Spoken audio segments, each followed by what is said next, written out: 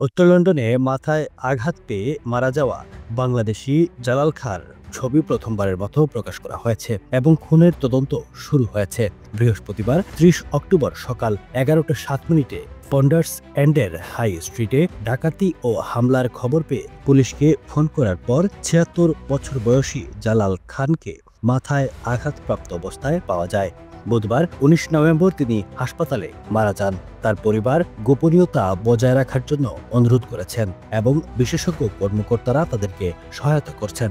এনফিল্ডের Schwann ওয়াকের বাসিন্দা ৪০ বছর বয়সী জেসিস বুটসওয়াইনের বিরুদ্ধে বৃহস্পতিবার ৬ নভেম্বর গুরুতর শারীরিক ক্ষতি, হামলা, ডাকাতি এবং একজন ব্যক্তিকে ছুরি দিয়ে হুমকি দেওয়ার অভিযোগ আনা হয়েছে।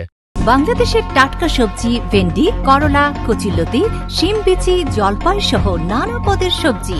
দেশীয় সবজির স্বাদ উপভোগ করুন। ইফকো ব্র্যান্ডের সঙ্গেই থাকুন।